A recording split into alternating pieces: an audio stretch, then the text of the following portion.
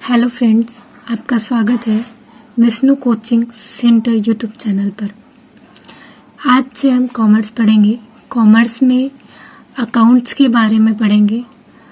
Accounts के बारे में हम क्लास 12th का सिलेबस पढ़ने वाले हैं, लेकिन उससे पहले अकाउंट्स की जो बेसिक चीज़ें होती हैं उसके बारे में जानना ज़रूरी है। तो इसलिए सबसे पहले उसके बारे में जानेंगे। उसके बाद हम अपना चैप्टर स्टार्ट करेंगे, जिसमें पहला चैप्टर है आपका पार्टनरशिप। ठीक है, तो अकाउंटिंग, जैसे आप किसी भी कंट्री में जाते हैं तो वहाँ की लैंग्वेज सबसे पहले सीखते हैं ताकि वहाँ के लोगों से बातचीत कर सकें। तो अगर आपको बिजनेस करना है तो बिजनेस में बिजनेस के वर्ड्स, कौन कौन से बिजनेस में वर्ड्स यूज किए जाते हैं, इनके बारे में भी जानना बहुत ज़रूरी है। मतलब बेसिक, एक कहते हैं ना बेसिक शब्दावली, यानी कि एक आधार, एक ऐसे ऐसे वर्ड्स होते हैं जो यूज किए जाते हैं जिनके बारे में हमें नहीं पता होता, तो उनके बारे में हम सबसे पहले पढ़ेंगे। और अकाउंटिंग जो होता है वो कॉमर्स का लैंग्वेज है, जिसके बारे में हम यहाँ पे पढ़ने वाले हैं। लेखांकन की शब्दावली, कौन कौन से शब्द, कौन कौन से वर्ड जो हैं वो हमारे अकाउंटिंग में यूज किए जाते हैं, उसी के बारे में हम इसमें पढ़ेंगे। तो हम सबसे पहले पढ़ेंगे कि ट्रेड क्या होता है। ट्रेड का हिंदी होता है व्यापार करना, जिसमें किसी वस्तु को खरीदना और बेचना। ठीक है, हम ट्रेड में क्या करते हैं, व्यापार का मतलब ही क्या है कि किसी वस्तु को खरीदो और बेचो। लेकिन एक चीज और है कि उसका उद्देश्य क्या होना चाहिए, लाभ कमाना होना चाहिए, तब हम क्या मानेंगे कि वो ट्रेड कर रहा है। जब भी किसी वस्तु को या किसी ऐसे सामान को, प्रोडक्ट को हम सेल कर रहे हैं जहाँ पे हमारा मोटिव लाभ कमाना है, मतलब अधिक से अधिक लाभ कमाना है, तो उसे हम ट्रेड कहेंगे। अब आता है प्रोफेशन, कि पेशा क्या होता है। पेशा जो होता है इसका उद्देश्य सेवा करना होता है, न कि लाभ कमाना होता है। जैसे जहाँ पे हम वस्तुओं का क्रय विक्रय नहीं करते, बल्कि अपने ज्ञान से, अपने प्रशिक्षण के द्वारा हम लोगों की सेवा करते हैं। जैसे टीचर हो गया, टीचर क्या करता है, टीचर आपको पढ़ाता है, आपको ज्ञान देता है, न कि वस्तु देता है कोई, और आप उसको ग्रहण करते हो, लेकिन फीस तो देते हो ना, तो ये प्रोफेशन हो गया। जैसे चार्टेड अकाउंटेंट हो गया, सीए हो गया, डॉक्टर हो गया, और भी बहुत सारी चीजें होती हैं प्रोफेशन में। ठीक है, ये हमारा प्रोफेशन होता है। तीसरा देखिए बिजनेस क्या होता है, बिजनेस यानी कि व्यवसाय। अब हम कहें ये जो ट्रेड और प्रोफेशन हमने पढ़ा है ये इसी के अंतर्गत आएंगे, बिजनेस के अंतर्गत ही आएंगे। अब सबसे ब्रॉड कॉन्सेप्ट है बिजनेस में हम बात करें तो दो चीजें आती हैं, इंडस्ट्रीज भी आती हैं और कॉमर्स भी आ जाता है। ठीक है, एक तरफ इंडस्ट्रीज होता है, एक तरफ कॉमर्स होता है। तो बिजनेस जो होता है इसमें 3 वर्ड जो ऐसे हैं जिनको आपको याद करना है। पहला है हमारा, देखिए पहला है लाभ कमाना, दूसरा है वैधानिक, तीसरा है निरंतरता। जब भी आपको ये बिजनेस से स्टार्ट करना है तो उसका मोटिव होना चाहिए कि मैक्सिमम प्रॉफिट अर्न करना।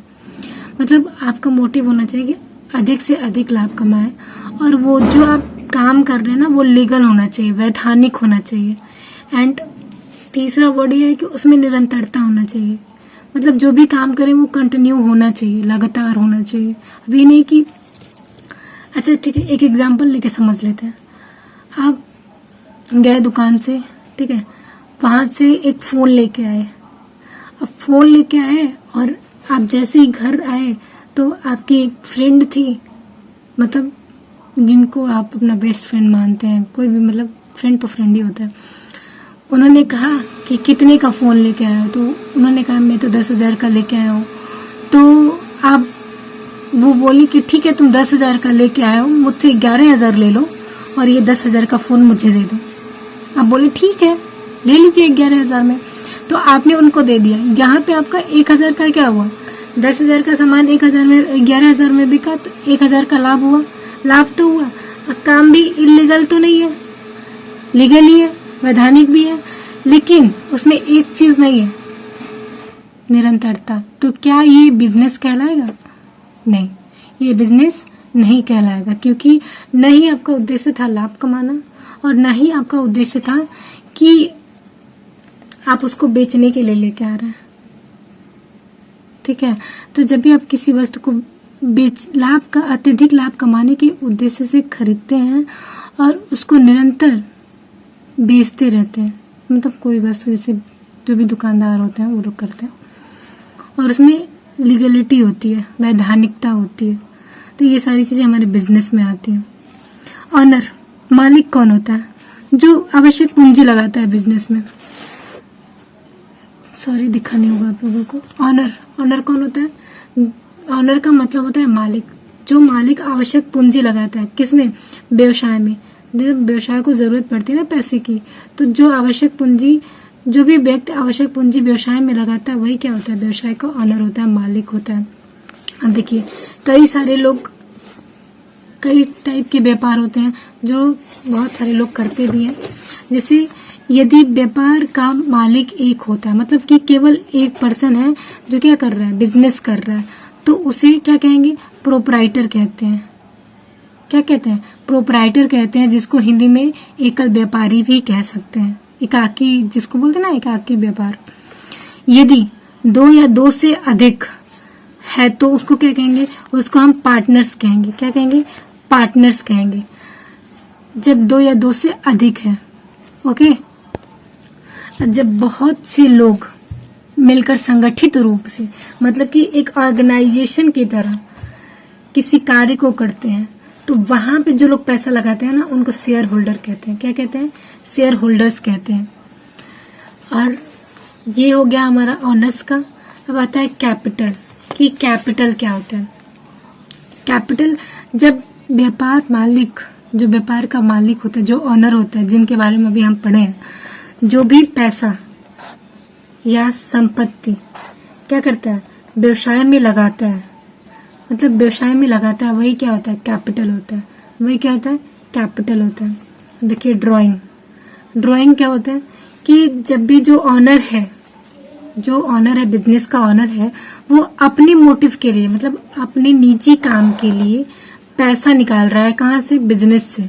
जबकि बिजनेस आपको पता है क्या होता है। तो अगर बिजनेस से अपने निजी काम के लिए पैसा निकालता है तो उसको हम क्या कहते हैं? ड्राइंग कहते हैं। उसके बाद देखिए कि गुड्स क्या होता है। गुड्स की हिंदी होती है माल या वस्तु।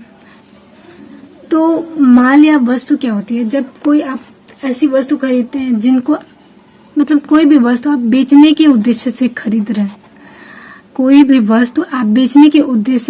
रहे हैं, तो उसको गुड्स कहते हैं। अगर आप बेचने के उद्देश्य से नहीं खरीद रहे हैं तो उसको थिंग कहते हैं। ठीक है, इंग्लिश बता रहा है, थिंग्स कहते हैं उनको, वस्तुएं। उसके बाद देखिए परचेज क्या होता है? परचेज का मतलब क्या होता है? खरीदना। हम कहते हैं ना, हम परचेजिंग करने जा रहे हैं। जो लोग मार्केटिंग कहते हैं ना, वो मार्केटिंग नहीं कहना चाहिए। मार्केटिंग उसे कहते हैं जब हम खुद सामान को बनाते हैं और फिर बेचते हैं, तो उसको हम कहते हैं मार्केटिंग कर रहे हैं। लेकिन जब हम आमतौर पे लोग कहते हैं मार्केटिंग कर रहे हैं, लेकिन मार्केटिंग नहीं, परचेजिंग कहना चाहिए, बाइंग कहना चाहिए। परचेज क्या होता है? परचेज मतलब कोई वस्तु इस उद्देश्य से खरीद रहे हैं कि हमें उन्हें बेचना है। ठीक है, परचेज करने का मतलब है यहाँ पे कि हम इस उद्देश्य से खरीद रहे हैं कि हमें उस वस्तु को क्या करना है? बेचना है, तो उसको कहेंगे परचेज। उसके बाद देखिए सेल्स क्या होगा? कि जो भी वस्तु बिक्री करने के उद्देश्य से खरीदी जाती है उनको क्या कहेंगे? सेल्स कहेंगे। वैसे ही परचेज रिटर्न, एक बार परचेज रिटर्न और सेल्स रिटर्न देख लेते हैं। परचेज रिटर्न क्या होता है?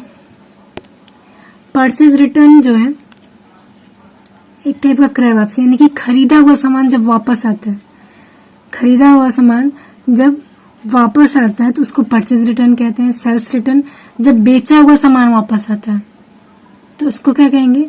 Sales return. यानी कि जहां से आपने खरीदा है बेचने के लिए, अगर आप उसे वापस करते हो तो वो परचेज रिटर्न है। जिन्होंने आपसे खरीदा है अगर वो आपको वापस करते हैं तो वो सेल्स रिटर्न है। Okay, thank you. यदि इन सभी वर्ड्स में से अगर कोई भी वर्ड आपको नहीं समझ में आया है तो प्लीज कमेंट करना मत भूलिए और ज्यादा से ज्यादा शेयर करने की कोशिश करिए एंड लाइक और सब्सक्राइब जरूर करिए।